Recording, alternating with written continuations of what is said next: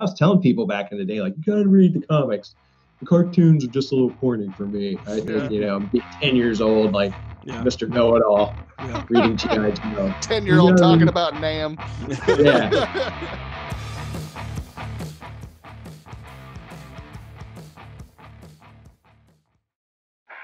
Welcome to the Dastardly Dingoes podcast, a show that celebrates all things nerdy. You'll get an insider's look into the world of comic books, graphic novels, TV and film, gaming and pop culture, as well as the technologies that drive all of it. Now, are you ready to get nerdy? Welcome to the Dastardly Dingoes podcast, the show about all things nerdy. We discuss nerd news, movies, TV shows, games, comics, and interview the amazing creators who bring it all to life. I'm Brian. I'm Jeremy. And brace yourselves, because we're about to get nerdy. All right, this week's guest is a fantastic and always well-dressed human being whom I have had the privilege of knowing for a couple of years now. He is a writer of comic books, a graphic novel, and graphic novels for Source Point Press, a lost soul of rock and roll, true crime fan, history dude, and a Cleveland Browns fan. My condolences. Ladies and gentlemen, boys and girls, dingoes of all ages, I give you Tony Doug Wright. Thank you very much. I'm glad to be here, man. This is pretty awesome. I saw a headline. You're talking about Cleveland Browns. Yeah. This year is the first time in 6 years that they have had a winning record. Yes, that seems right. So that's great. Yeah, you're on the upswing. Very accurate. Nowhere to go but up. Tony's like, I recollect all the sadness. That sounds right. Yeah. Because I started as a Browns fan around 86. And interestingly enough, that was the year of the infamous drive by John Elway. Mm-hmm. And then not long after that, the infamous fumble that they had. And then years later, they moved. So I just sort of got the sadness out of the way just immediately. Just all the failure and awfulness just took a big heaping dose of that. Just ripped that Band-Aid right off, didn't you? I know. Because I'm originally from Ohio, so like the Bengal fans and the Browns fans, we have our misery index. So it's all good. Yeah, I bet. Well, how you doing, man? How's the good old pandemic treating you?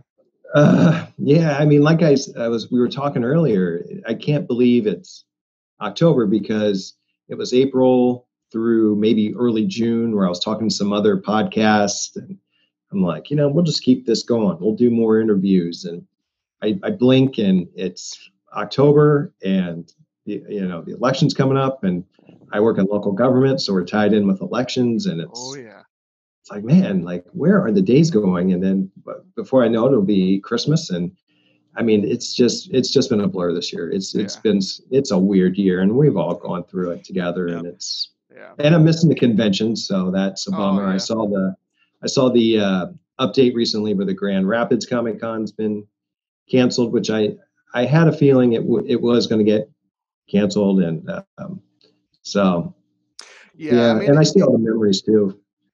Pop up on Facebook. That's been getting me is all the memories that's been popping up. Cincinnati Comic Con memories popped up not too long ago, and I got borderline depressed there for a little bit. And I was like, I'm missing it so much. Yeah, I was in a couple of those, right?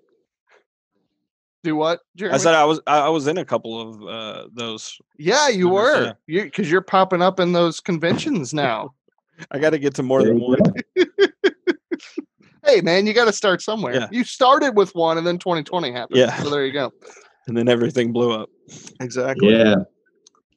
Well, Tony, we're glad you're here. We're glad that we're getting through 2020 together with all of the craziness and the chaos. And dude, I salute you. Good luck to you in the next month working local election stuff, man. I imagine it's gonna be insane. Yeah, the fun never ends. The fun it just doesn't end. We had a test. We were tested in August with a primary election, and we thought, wow, that's a lot of work. And then we're like, I wonder what the presidential is going to be like. And we're right in the middle of it, like, whoa, this is crazy. Yeah, we're going to get it done. We're going to do it right. So that's the good part. That's cool. Great. That's great to hear, man. Well, to kick off the Get to Know Your Dingoes segment that we're doing this season, we ask a couple questions the same. The first couple questions the same for everybody. And the first one is, what kind of nerd are you? Because there are multiple different types of nerds. What'd you say? Yeah, there's different levels. Absolutely, yeah. And so where would you say that you land? I guess on one hand, like the liberal arts nerdiness, if you want to talk history nerdiness or literature nerdiness, I can do that. But once you get into math and science, I'm out of I'm tapped out immediately. Like don't make me multiply and divide at the same time if that's possible. I'm gone. Yeah. Or I don't put a chemical compound in front of me. I'm doomed. But then there's the pop culture side. I mean, it's almost everything from comics to the what we consider like the cult movies to old school wrestling to I'm a little bit of an old school sports nerd to music. I mean, I love rock and roll and everything that's sort of tied into popular music and all genres. So you can be the music nerd on that, and then just the most. I guess I'm trying to find a nice way to say it, where you're just a keeper of useless information. Yeah. I think that's the kind of nerd I am. Yeah. So asked, you are the gatekeeper of all things nerd. Yeah. Gatekeeper, almost. There's like some things where I'm not as strong in my nerdiness, but we don't talk about those. Yeah, I'm good. I'm nerdy, so in my own way. Yeah. My wife hates that I can name every movie that some actor has been in, but I don't remember when she asked me to do something. I told her I'm the exact same thing. It's like I don't have control over what stays in. You know what I mean? Like there's no control over it whatsoever. Some things just fall immediately out, and unfortunately, those are things sometimes that I need to keep. Yeah, we'll watch a movie and she'll just say this will be the exact question. Who's the guy in the movies that I think is the other guy? And I'm like, oh yeah, okay, I know what you're talking about. So, exactly. It's like, who's that guy in the movie we saw? And I thought it was a different movie, and we got pizza, and I'm like, oh yeah, that's that one movie. That's the one we thought was, this guy was actually that guy. And she's like, oh, that's right. So yeah, that's what I am, the keeper of the useless information. There it is. That's I'm awesome. I'm handy that way. All right, Jeremy, you want to jump in there with the next one? Yeah. So the next question we've got for you, something we ask everybody. What are your top 5 movies? So the current list would be, and it changes because that's what we listed. That's what all lists. Any top 5 will change. Yeah. But right now, at this day, this week in time, my top 5 would be The Big Lebowski, This Is Spinal Tap, Back to the Future, Star Wars: A New Hope, and No Country for Old Men. Nice. That is a great list. That's my 5 right now. I mean, a couple Coen Brothers movies in there, but I mean, currently that's my list. And things can can be interchangeable. Yeah. And I mean, if you were to ask me 6 months ago, it'd probably be a different list. Yeah. There'd probably be like maybe 1 or 2 movies added in, but I think that's a good list, because when I saw your list, I like it. Yeah. Because it's hard to pick like between A New Hope and Empire, right? And then sometimes you got Back to the Future, but can something else go in there that's sort of that same classic 80s or late, like Close Encounters of the Third Kind is definitely on the honorable mention list. So, but that could come in and maybe replace Back to the Future if I'm feeling like turning a pile of mashed potatoes into that Devil's Tower out in the somewhere like that. Me going full crazy Richard Dreyfuss. Yeah. Well, and I think a lot of times people they approach the top 5 a little bit differently. Like a lot of times people will tell you the top 5, what they think should be the top 5 movies, or in mind what the 5 best movies are. But other people would give you, these are the movies that meant the most to me. Mhm. Yeah. You know what I mean? And that could be totally different. And it just kind of depends on the person that you ask. And, like you said, when you ask them. But Yeah, I mean, that scene from No Country for Old Men in the very beginning with the guy in the gas station. I mean, is there anything more like haunting and suspenseful? Like I was just speechless the whole time. Just what is happening? Like it was just like, so crazy. it's just like, what's the most you ever lost in a coin toss? And this guy's Yeah. like, wait, what? I just asked you where you're from, man. Yeah, It's just yeah. and then it just spirals into pure craziness. And Yeah. I didn't realize in one of the first times I watched the movie, there's no music, there's no score to that movie. It's just the wind, and that's it. Mhm. Yeah. That's all you hear. And it's like, it's super creepy and awesome Yeah. that way. It's like, Yeah. holy cow. Yeah. Yeah, I think the only scene that rivals that tension that's in the coin scene at the gas station would be the beginning of Inglourious Bastards, where Yeah. Christopher Christoph Waltz. Christoph Waltz is interviewing the guy in his house. That is probably like, I feel like those two, the levels of intensity just match each other the whole time. She's like, what is happening? What is going to happen? Right. Yeah. And if we're talking Tarantino, I mean, something like Jackie Brown definitely makes my my honorable mention list, because that's like one of those movies like, man, that's another good one. Yeah. So I was watching it again recently. I'm like, man, that's my favorite Tarantino movie of all of his movies. Like I always go back to Jackie Brown, and I'm like, man, because you got De Niro and Samuel L. Jackson in it. It's like, and a lot of people like have not even seen that movie. Yeah, that one flies under the radar. When they talk about Tarantino, it's like Reservoir Dogs, Pulp Fiction, Inglourious Basterds, like Django, all of those things, and Jackie Brown, it just is incredible. It's so good. Yeah. And you've got like the old school sort of, I guess, like, I don't want to say B movie actors, but like Pam Grier and the one guy, I think his name is Robert Forster, who's the bail bondsman. Yeah. Yeah. And like Chris Tucker's in it for a minute. And it's Michael Keaton's in it too. Yeah, Michael Keaton. I forgot. Yeah, he's in it. I mean, he's a great actor. He's another guy that when you talk great actors, he always falls under the radar, I feel, because some of the stuff he's done, I mean, he can do the comedy, he can do the serious work, he's done the action, with that original Tim Burton Batman. I mean, come on, the guy can do it. He's legendary. Yeah, if you can do Multiplicity and then turn around and do Batman, like, you have range. He's Mr. Mom. Yeah, exactly.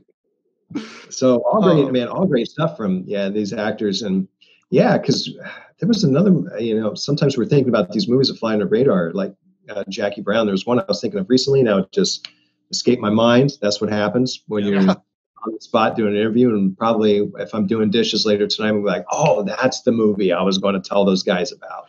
But that's the way life goes. For sure, man. So one question I kind of slid in here for obvious reasons. What would you say are your top 5 comics or graphic novels of all times? Ooh, I can blend those together. So for titles, I mean, I've always been a fan of the G.I. Joe Marvel run under Larry Hama.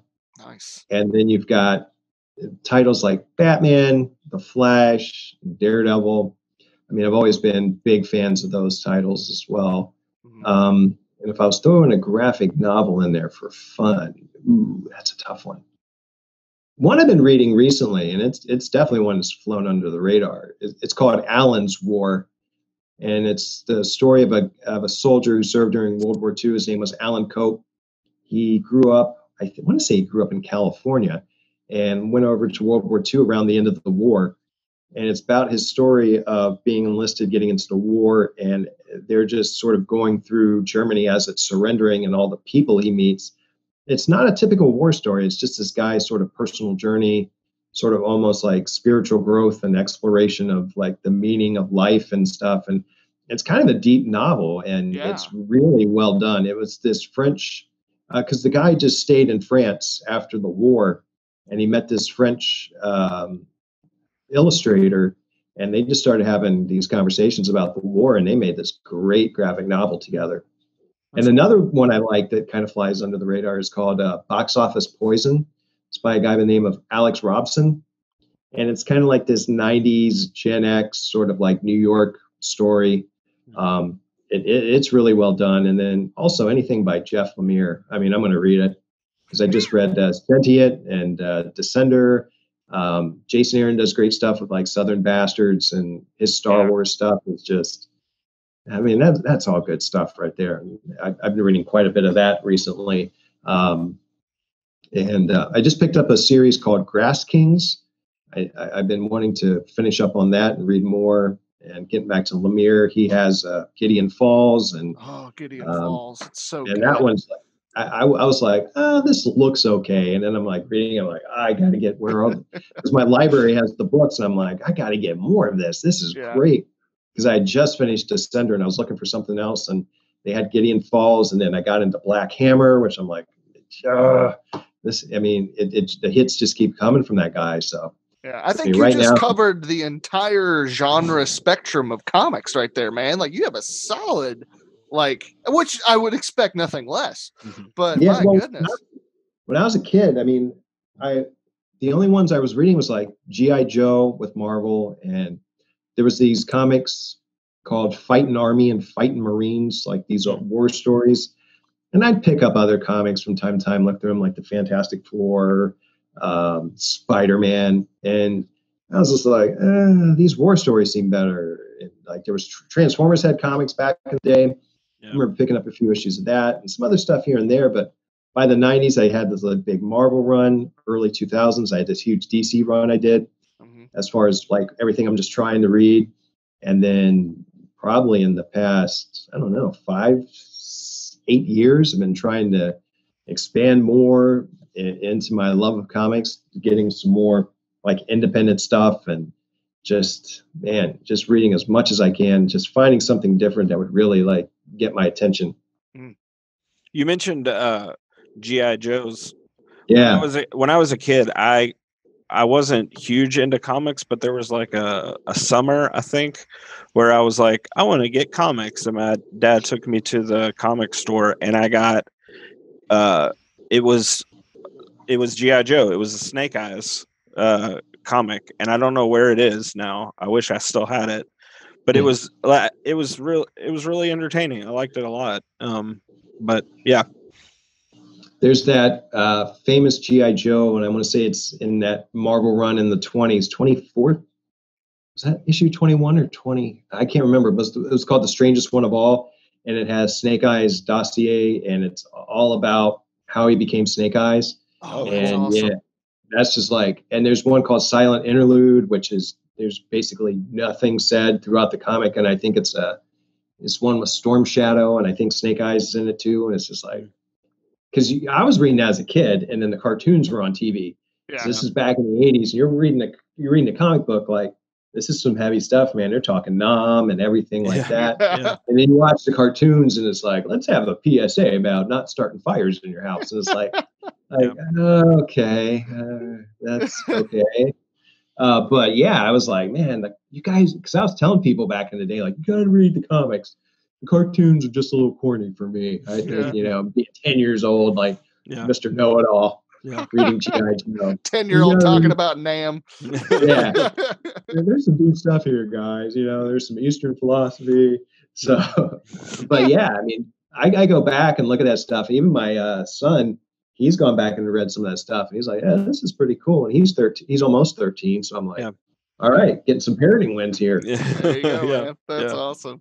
Tony, tell us your story. How did you get into comics? We've talked about some of the comics that you enjoy, but like, what was that first eye-opening experience to the world of comic books? So it was around 2000, and I was writing music reviews for a website, and it would just update once a month. So I'd go on the site when we knew the website would update with all the music reviews that we would do. And someone wrote a graphic novel review, if I'm not mistaken. I said, well, I didn't know we could do that, because I know that, we were doing music reviews, and sometimes they throw some like film reviews in there, and maybe like some novels or something like that. And I'm like, that's cool.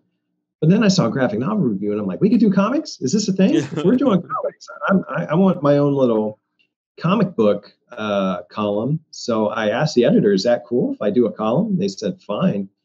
And so I would get stuff from like the usual suspects, Marvel, Image, and DC, review those. But then I thought, man, there's got to be indies out there because we do a lot of independent music and a lot of indie artists. So who's out there in the indie world? And I started getting their comics, and some of them were like really good. And I was like, man, how are these guys not famous? Because there was a company out of Iowa called Candlelight Press, and they were like, their stuff's just off the wall, crazy stuff, but it's really good.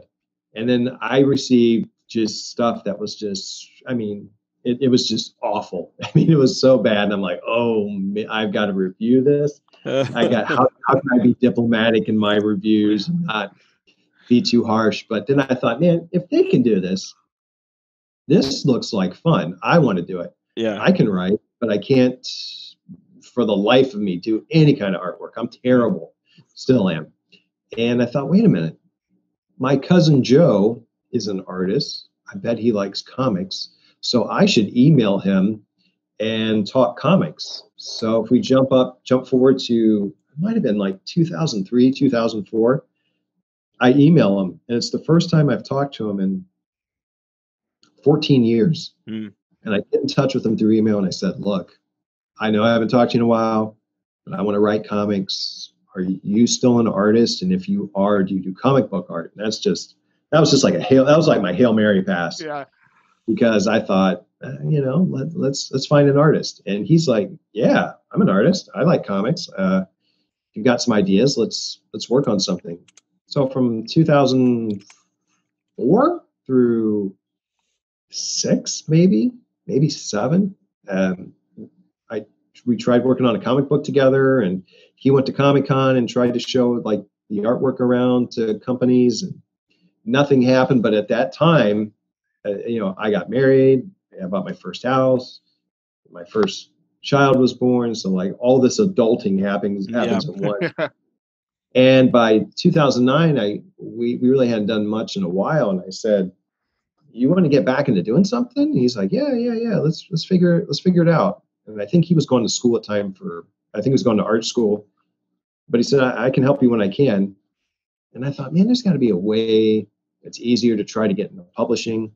So I was like, I wonder if you can put a comic book on the web. Has anyone done that yet? Because this is how like out to lunch I am. I'm like, has anyone tried to put a comic book on the web? That's a brilliant idea. And I might find out like there's thousands of people out there. I'm like, well, if they're doing it, I'm going to do it. Yeah. If you build like Field of Dreams, if you build it, they will come. That's right. And I built a website called Champion City Comics, and just started putting some stuff there into 2009, early 10. But there were no hits, and no one was coming. I'm like, what am I doing wrong here? So I decided, well, if we have a website, we could do more comics, and I could write stuff. But Joe's not available to do everything. And I just went out, recruited artists, and found people from all over the world. And we started a site called Champion City Comics. It's still there, but it's not really been maintained for a while. We were on a roll from about 10 through 13 as far as making web comics, updating stuff. And we at our busiest, at our peak, I think there were 22 of us. Wow. And that's not just writers and artists, but people reviewing comics. And our best post, I mean, we were doing original web comics, but our best post was someone reviewing the Teenage Mutant Ninja Turtles comic at the time, which I think Eastman and them kind of brought back. And I thought, man, and by 2013, I think a lot of people started feeling burned out. Yeah. Which is understandable. It happens. You get burned out on stuff, because we were getting nice comments from people, and some companies were saying some nice things about us, but we just weren't getting to where we wanted to be. Yeah. And people started finding other projects to do with other publishers. And of all the people I knew at Champion City Comics, I mean, Joe Hammerly is my cousin, but he's also the main artist, but he moved from Seattle to Austin, Texas. I live in Michigan. And doing this, I met another artist by the name of Eric Roman, who lives in my hometown, which we just met online through an art forum. Like if you're a writer looking for someone to do art, he said, hey, I saw your post. here's my artwork. So I looked at this page. We live in the same city. I'm like, dude, we got to meet and talk. That's Yeah. awesome. And then this other guy who's a writer, his name's Christopher Smith. He does a lot of like horror novellas, and he met up with us. So we would have these meetings at a Barnes and Noble, which isn't too far from our homes, and we're sitting around talking comics. One day, Eric and Chris tell me, why aren't we published? And I said, well, there's this thing called Kickstarter. I mean, people are making decent money. They can, I see there's that, what is it, Kablam Publishing? I don't remember the name of the company. Let's go with them. Let's get some rewards. So we were going to do this steampunk anthology. We got all these people together. And then, I kid you not, it was just like, someone's like, I got another job. Someone else is like, I can't do this. So the steampunk anthology fell apart. So we regrouped who we had. And Joe was he was like the artist. So I said, you know what? I did a webcomic called Day 165. It's just this weird war story. Let's make it into a comic book. And they said, you must stick with that story. And I said, let's do something else. So we turned it into a one-shot World War II story with the webcomic as a bonus feature within it. And I worked with a writer in the UK named Frank Allen, because I had the story mapped out. And he gave the characters just the proper British voices that they would need in a story like that. And we were going to send it to Kickstarter. And when we had our Barnes & Noble meeting, someone said, I don't know if it was Eric or Chris, what about that Michigan Comics Collective group? They're now Source Point Press. And I said, they're publishing? And they said, yeah. And I thought, I'll give them a look. And they reminded me of another company, which I will not name because I don't want to burn that other company. But there was this other company, and they seemed to be in the same place as Source Point at that time. And it reminded me of them. And I thought, I don't know. But I said, you know what? They're here in Michigan. What do I got to lose? So I got in touch with them, met Travis McIntyre, the CEO of the company, and was also in touch with Josh Warner, who does anything and everything for that company. They got the book published through a Kickstarter campaign. I started doing shows with them around, was it 2016? I don't know where life goes sometimes. But it was like the right place at the right time. And then I started talking to them. And the other company that I won't name was nowhere. I mean, they were like right here with Source Point for a while. Then all of a sudden, Source Point just went through the roof. They're doing stuff like C2E2 and New York Comic Con. And eventually they get to San Diego. One of their comics becomes a movie, which is Rotten Tail. And so everything was just trending in the right direction, like just going in the right direction for Source Point Press. And I'm like, hey, I found the right place at the right time. And as I'm doing shows, Travis McIntyre says, hey, do you have anything else that you can do? Do you have any other comics? And I'm like, yeah, I mean, we did all these web comics back in the day. Let's make it happen. And I thought, okay, what's next? I had completed my first work in webcomics. It was called the Chronicles of what was now the Chronicles of Dr. Death, but originally it was Dr. Death versus the Vampire, and it became Dr. Death versus the Zombie, like crime noir horror story. And I'm like, here it is. We've got close to 160 pages. It's a graphic novel. They're like, fantastic. And they got that published. Then after that, they said, well, are you going to do anything else? Do you got any other plans? And Danger Devil, which is out now, started off as a webcomic called The Red Devil.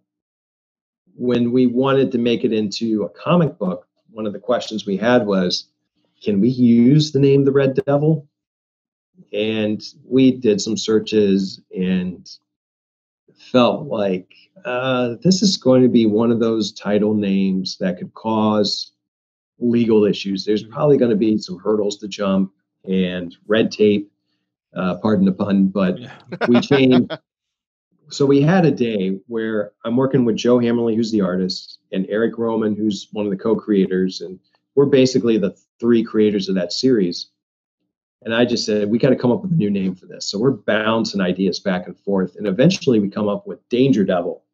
And we're thinking about it. And finally we all just go, let's just do it. Let's just turn it into Danger Devil. And I talked to Source Point Press, and they said, show us what you want to do. And we got 3 issues out of it. was originally going to be 6, and that was me being way overly ambitious. We just we edited the story down to 3 issues, and now it was released June of this year. And first issue was June, second issue July, third issue August, and we're happy about it. We love it.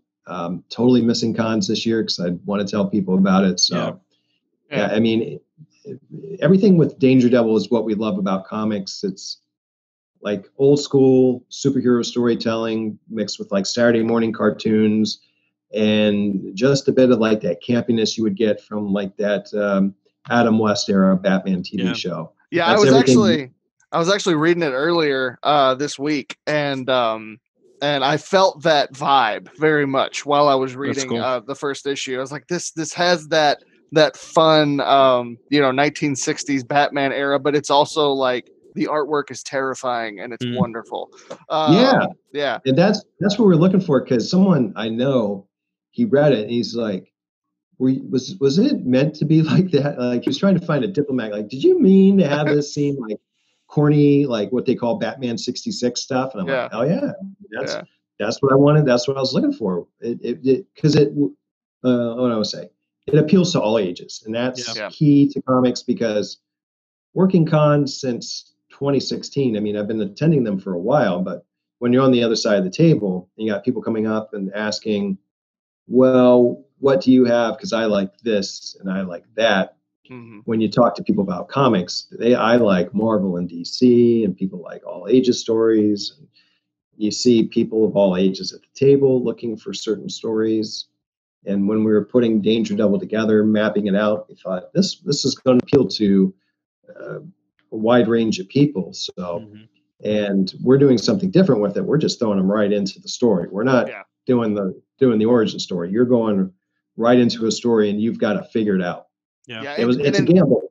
Yeah, in many ways, that aspect of it kind of felt like Batman the Animated Series. How you never, it was never like, eventually they got to the origin story later on, but you just jump right in. And in episode 1, it's like Man-Bat, and Batman's already a thing, and he's working with the police, and there's no origin story at all, and you just jump right into the action. And I really dig that about Danger Devil. Thanks. And that's why I like working with Eric and Joe, because when you're on the same page with people, it makes everything easier, because I bounced ideas back and forth with other artists and other writers, and sometimes you're just like, we got good ideas, but it's not working. It's not the peanut butter and jelly you want. And with Eric and Joe, they're like, yeah, we don't want to do an origin story. Who cares? Just jump right in, get into the action, make stuff needs to explode. There needs to be, fist fights and witty banter, and we just want it to be fun. So, with music, I think of stuff like, what's fun music? Like 60s garage rock, surf music, or, 80s pop, all that kind of stuff. Just make that into a comic book and give it a fun story that people are going to read, and they're like, yeah, this is pretty awesome. I'm really digging this. Yeah. So, because with Day 165 and the Chronicles of Dr. Death, you definitely have the creepy, pure horror and sort of crime noir grittiness of those stories. And with Danger Devil, you do have the scariness, because you look at stuff you watched as a kid, like the movies you love. There's a level of like terror, to it. And we were going to make it like Watership Down, where everyone's like, "Is this a cute movie about bunnies? That's pretty awesome." And all of a sudden, it's like, wait, whoa, hold on, you just flipped the script on us there. Yeah. Oh man, the same thing happened. Yeah, the same thing happened to my mom, actually, when when Gremlins came out in theaters. Her coworker told her, "Oh, you should go take your daughter." My sister was like 4 or 5 at the time. She's like, "You should take her. It's so cute. It's a great movie." And of course, the first 20 minutes, it's the Mogwai and all that stuff, and it's like, oh, this is cute. And then of course, Gremlins happen, and my sister was traumatized for 6 years. So, but it's if you grew up in the 80s or the early the 90s, like especially the early 90s, it kind of just carried over. Like, especially when there was no PG-13 rating. Like No. some PG movies were just like terrifying. You look at Temple of Doom, which I think is why there was a PG-13 movie after that. Like, you know, you just had parents that would bring their young kids to these movies that really they shouldn't be. Yeah, because that happens, and people are like, "Huh, this is not what I expected." Like, you know, I mean, the first Raiders of the Lost Ark has its moments where you're just like, "Whoa, what happened?" That guy in that plane kind of came together there, and hey, that guy's face totally melted off. You know? Yes, at the end, it's like, "Oh, okay." But yeah, that's what I loved about just making comics, because you can just have that. You just tap into those resources of just, you know, late 70s through early 90s, just pop culture, anything and everything. And for me, I can just sort of just dig into that pantry of goodies, and that's how stuff gets created. And you talk to people who've been there, done that, and understand that stuff, and they're like, yeah, we, you know, like A-Team and Knight Rider and stuff, and we're going to make this happen, and it's going to be awesome. And you know, you get into the early 90s, and you get stuff, probably mid 90s too, like stuff like Buffy or Xena and stuff that was out there at the time. And, you know, it's a lot of fun. And that's what, when you talk to people at shows, you can kind of see by their age what they're going to sort of pick up on. You tell them, like, if you like Stranger Things, or you can say things like, if you like the Twilight Zone and the X-Files, stuff like that. And you're like, ooh, okay, I can get into that. So, yeah, and like I said, just meeting Source Point Press at the time I met them was perfect, because they had some stuff they were looking to expand. And like the main writers at the time were like Josh Warner, and Travis had a story, and Casey Pierce with Nora, and Greg Wright with his Monstrous series. David Hayes had Rotten Tail, which it was made into a horror movie, B movie horror, and then all the other people started to come in, like Bob Sally and Garrett Gunn and Ben Goldsmith, and all these people started to become part of the Source Point family. And Devin Wong and Frank Gogol were coming in, and Freddie Packard. And I'm like, wow, this, like, all these names and all these titles, this is getting to be huge. And I remember 2019, it was like the first year I remember where, you know, like there was like these, it was like, okay, yeah, like when I started, it was like, okay, there's this many titles, and now it's going like this and this and this. It's like, holy cow, because you look at a table and I'm like, what is this book? And Travis is telling me about it. I'm like, I got to read this now. And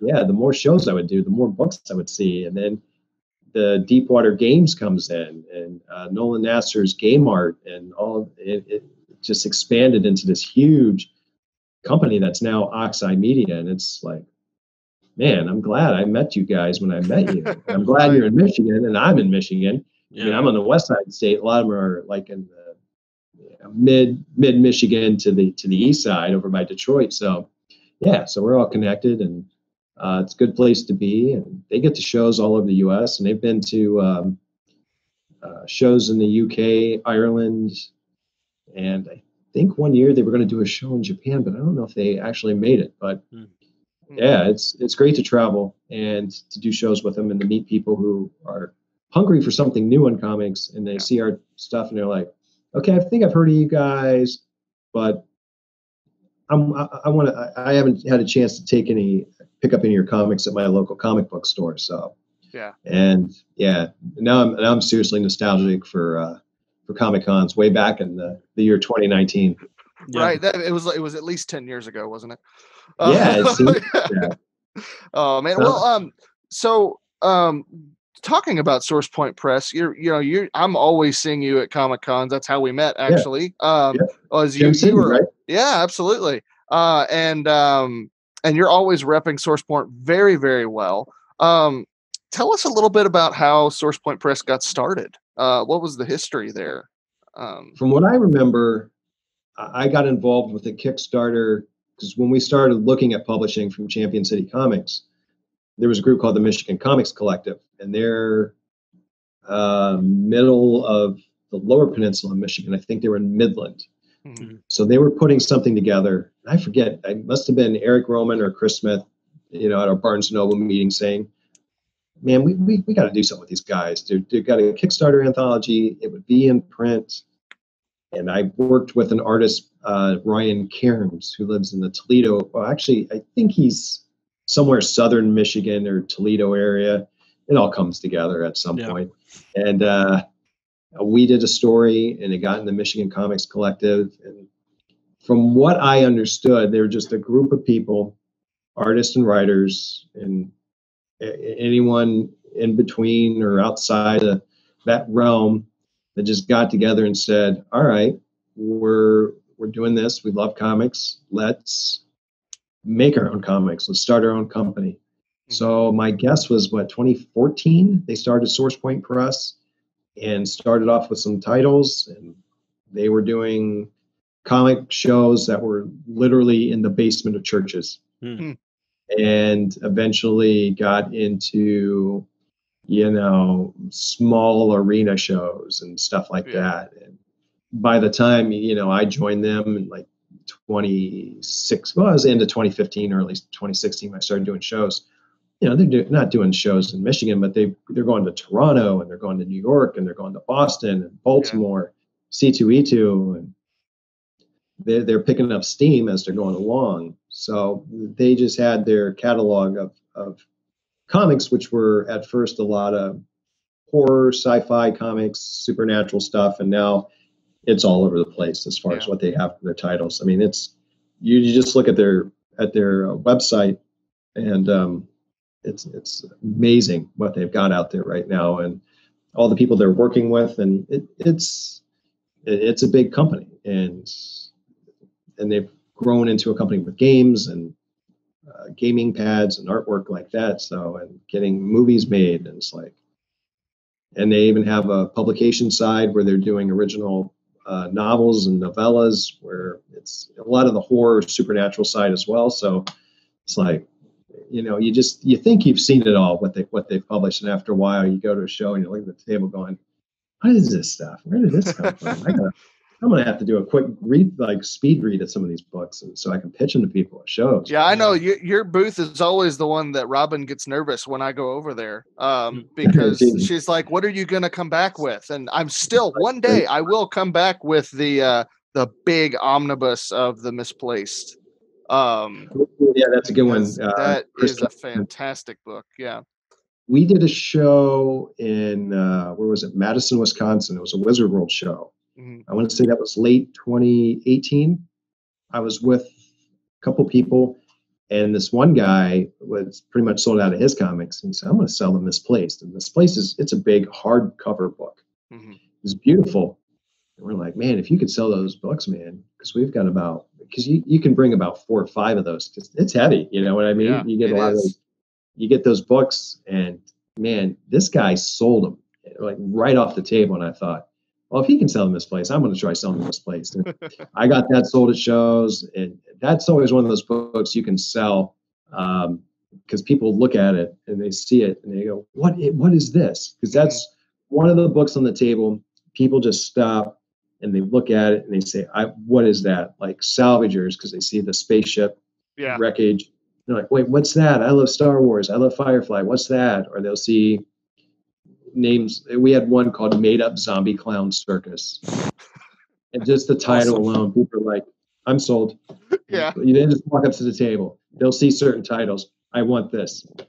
I'm like, okay. So that was easy, because I've even pitched stuff too, like I've created, and then you just have one of those moments in the show where you kind of like, man, I can't get a sale here. We've had like a half hour here, stuff's not going right. Sometimes someone comes up and I'm like, this is day 165, and I give them the pitch, and all of a sudden they just go right into their pocket and pull out money, and I'm like, yes. Yeah, those are the best moments too. You're like halfway through the pitch and they're like just taking all the books. You're like, yes, continue. Yes, this is wonderful. And then on the flip side, you'll have someone pick up your stuff and like, this is the best stuff that's been ever printed. This is the most brilliant idea. And you're like, so you're ready to buy it? And they're like, I have no money with me. I know, yeah. Like, what are you doing? Why are you here? Yeah.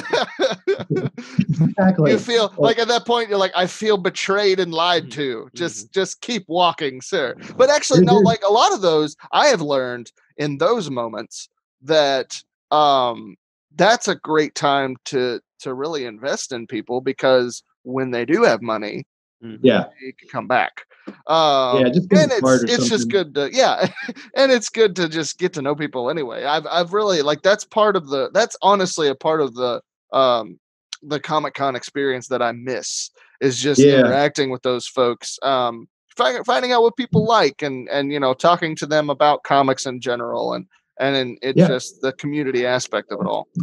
Yeah, because I'd see you at shows, and like the people in Louisville, like the two people I've met, you, and then there was Kevin Goodner, who was an artist down there, who sadly passed away. Yeah. And man, just knowing you two from that scene, and then there's people you'd see from like Chicago, and people you would see down in like Cincinnati, the Dayton area. I mean, I'm from the Dayton, Ohio area myself. So getting to Gem City and meeting you there, and then hearing like, man, he's from Louisville, because I know there was a show down there. Used to be, what was that? DerbyCon used to be down. Was it DerbyCon? It was Derby City Comic Con, and then it was SuperCon, and then it was SuperCon, GalaxyCon, and now it's nothing. Yeah, I don't know what they're doing now. We were down there, and I was there with the guy Chris Tadlock, and he had the game side, I had the comic book side, and the game side sold very well. I mean, it was extremely well. I mean, we did all right with the comics, but when I heard the show was canceled, I'm like, what? I thought it was a good show, because I was meeting, there's a group, something like a Nerd Like Me or something like that, or they were based out of Louisville, and I was talking to them, and overall it was a good show just to be at. And what was really funny about that show, because we were talking about convention stories, like we're here on the corner, the guy next to us was with the Sleep Number bed. I'm like, what? And then the guy across from us was selling manga art, but then a guy like maybe 2 booths down from the Sleep Number guy was selling kilts. I'm like, you know what? This is what's interesting about Comic Cons. It's a little bit of this, a little bit of that. It's a lot of fun. I don't think I've ever seen the Sleep Number people at a Comic Con. That's a first. Yeah, because we're setting up we have a corner spot, so it was a pretty good spot, because behind us was the queue for the whatchamacallit, it was the photographs with the celebrities.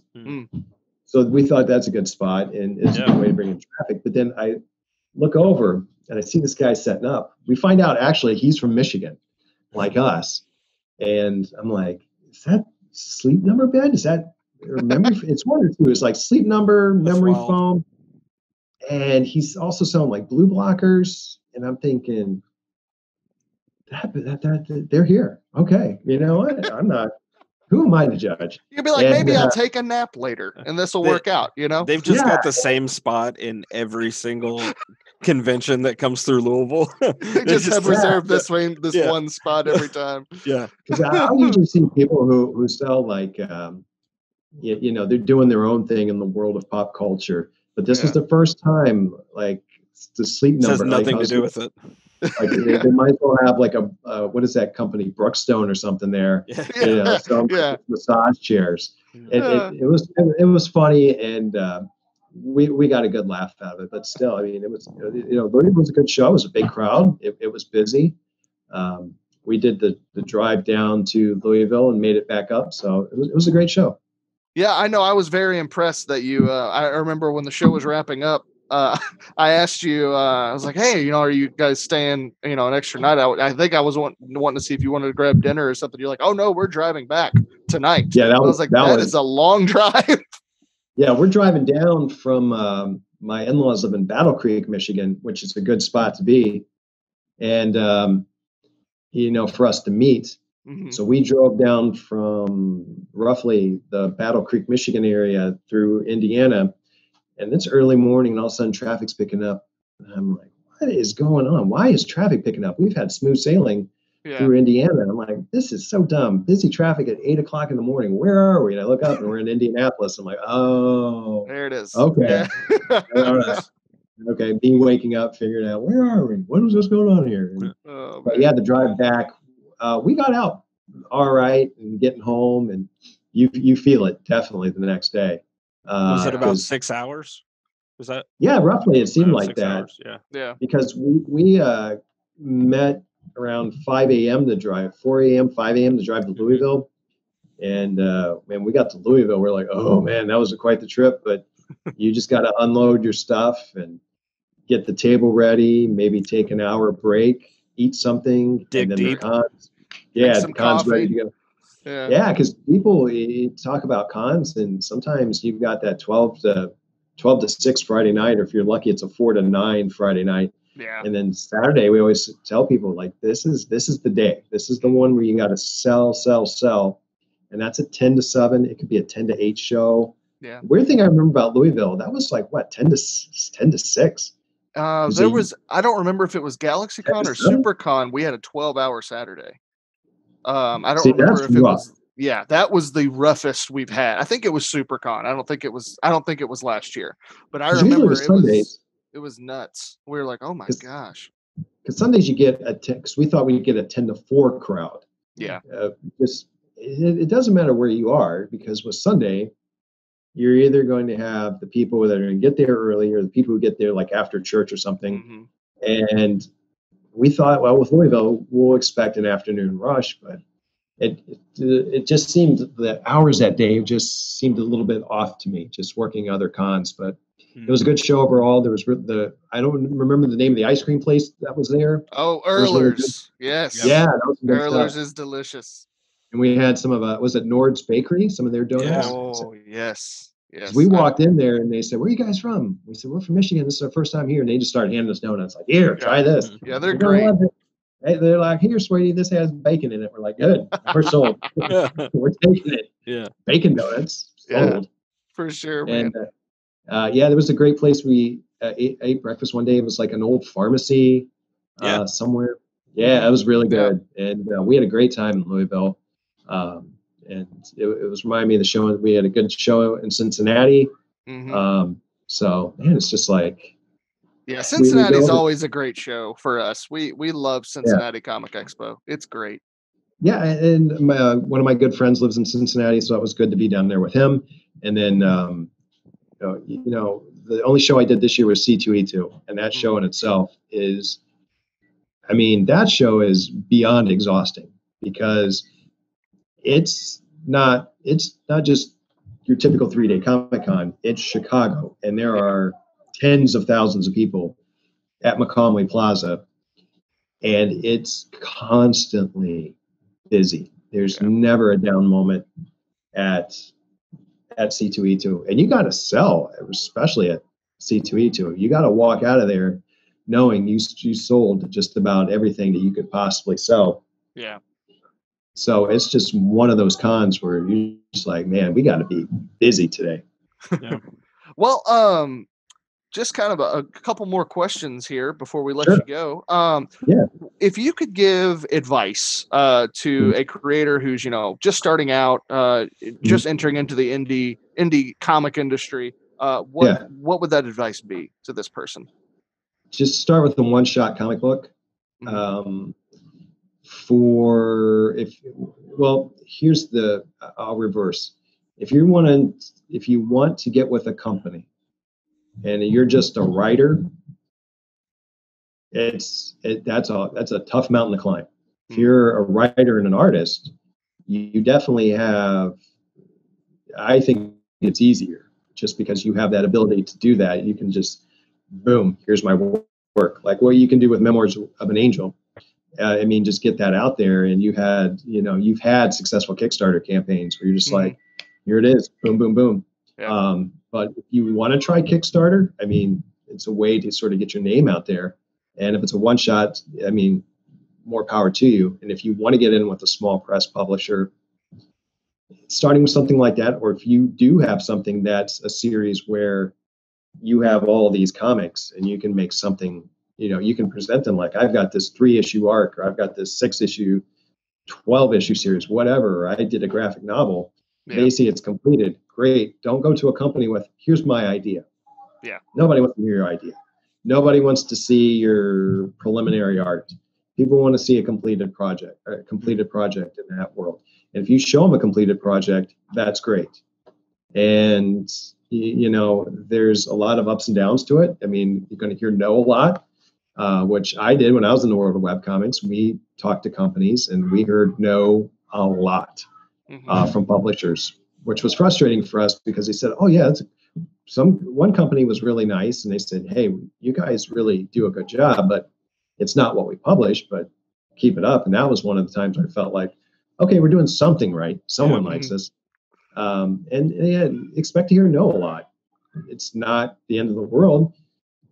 I heard it quite a bit, and from 2010 to 2015, and finally got a yes from SourcePoint Press. And so, don't give up on the writing, and learn how to pitch your comic in less than a minute.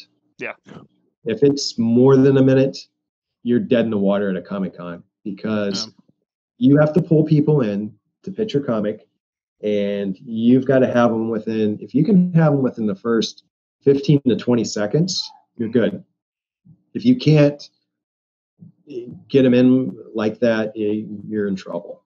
Yeah. And that's what I tell creators. Not only have a completed project, and maybe a one-shot can help you out because it can get into stores, and stores at this point wouldn't be opposed to a one-shot from a small publisher. I mean, that's easier on them, and it sells easy at a convention because sometimes people are like, oh, you're a small indie publisher. Is this a 6-issue series? Well, I'll just wait till the trade paperback comes out. Right. Or, if you've got a one-shot, well, all I need is that comic, so I can take that home with me. And that works, and they could come back and say, are you going to do anything else with this? Are you going to do, what else do you got? And that's a great, I almost say it's like a conversation starter, breaks the ice with people. You've got that one shot. And that's what worked with Day 165. People would come back and say, do you do anything else? What else do you got? I like that. And so it works. So have a finished product, pitch it in less than a minute, but get people's attention within the first 15 to 20 seconds of the pitch. And if you're going with a small press publisher, you have to go to shows. I mean, right now it's a different story, but if you're not at shows, there's no incentive for them to sell your book. And people see a comic book at a show and they're like, oh, that looks cool. But if they see the comic book at the show with the creator, that's a whole different story. That's what they like to see. And you can sign it for them and all that. That's amazing. But if you don't want to get out and do the work, and if you don't want to hustle, it's going to be a hard road.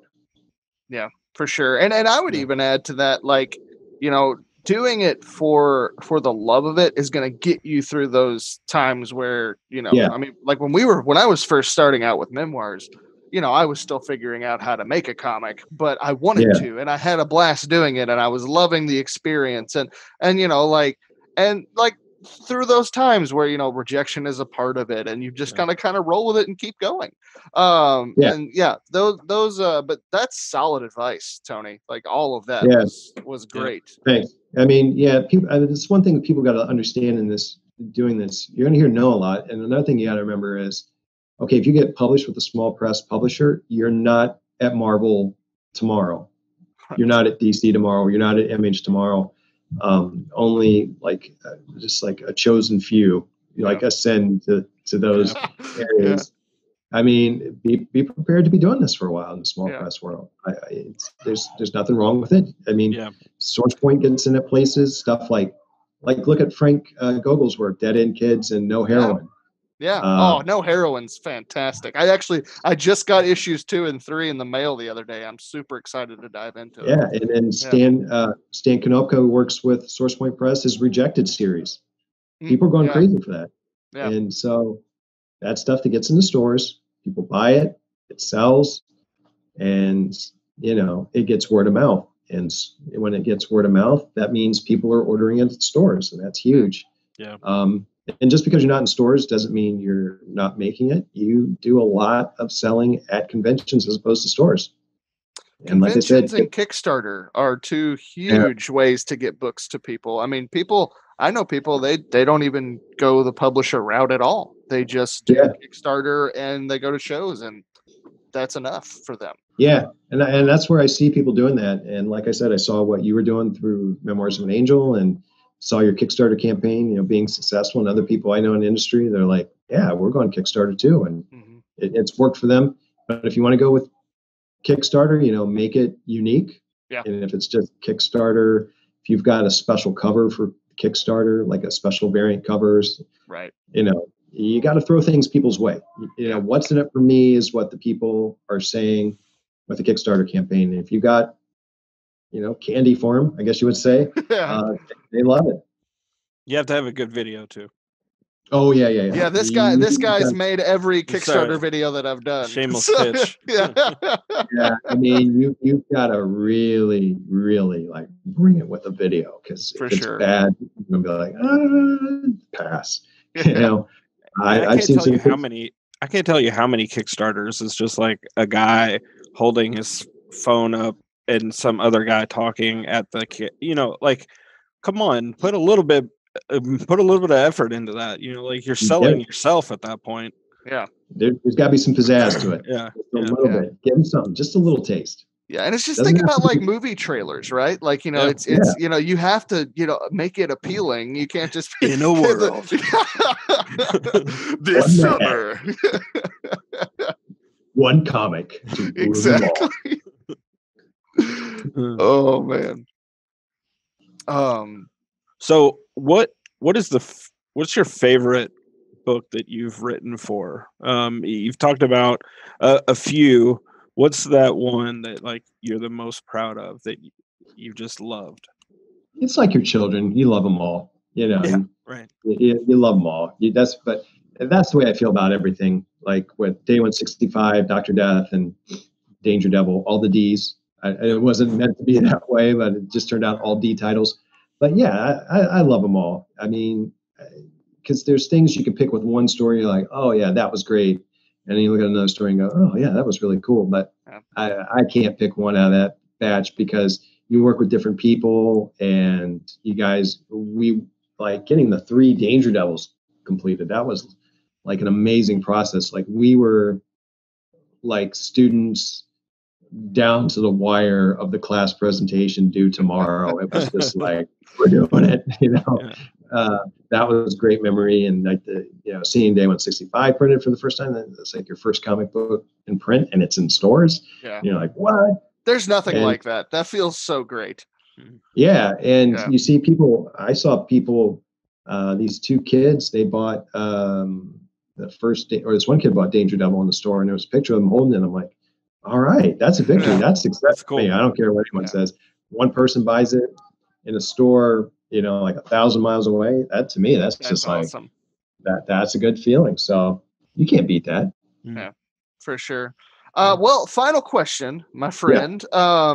If you could do the Tony Doug Wright spin on an existing comic book character, who would it be and why? I've got a few. I've always liked Silver Surfer. That's a cool character. I like Machine Man. I don't know when the last time they did a Machine Man comic.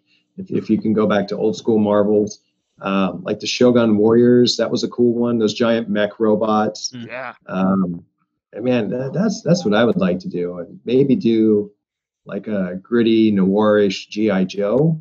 That would be fun. Cool. Like you have like I don't want to call it G.I. Joe After Dark or something, but G.I. Joe After Dark. Ooh, that could be taken the wrong way. Could be taking that one to Cinemax or something. Right. You want to sort of like something like that. I would have that would be a lot of fun, taking some of those titles.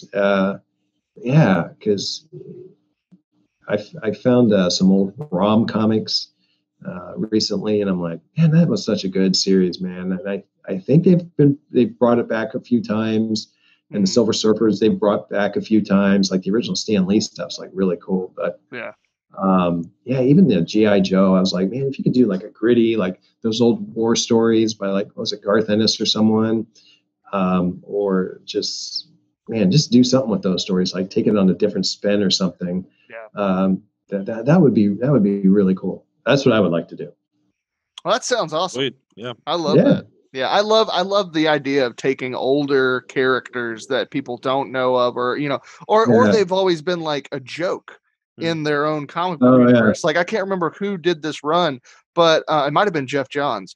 But they completely took a serious turn and take on Kite Man from Batman. And it was like this they turned him into like a victim, who was had a rough life, and it was like you cared about this guy now who you never really cared about before. I love that stuff. Okay, yeah, that's cool. Yeah, but all right, well, Tony, thank you for being on the show, man. This has been a great time. And finally, for all of our listeners and viewers, tell us where we can find your work. Source Point Press, we're in stores, but if you want to find us, go online to Oxeye Media, and under the Source Point Press tab, you find all of our comics. That's OXEYE media.com, and you can find all our stuff. All my Source Point Press titles: Day 165, The Chronicles of Dr. Death, and Danger Devil. So that's 4 comics and a graphic novel. It's not a bad deal. It's awesome if you love crime noir, gritty superhero stories that are lots of fun with plenty of action and some cool, witty banter. And I have all of them, so go get them. All right. Yes. Sweet. All right. Well, thank you all for tuning into the Dastardly Dingoes podcast. Remember to hit like, subscribe, and share with your friends. Also, hit that bell to get notified when we have a new episode. And as always, have fun, be safe, and sniff comics. See you next time, everybody.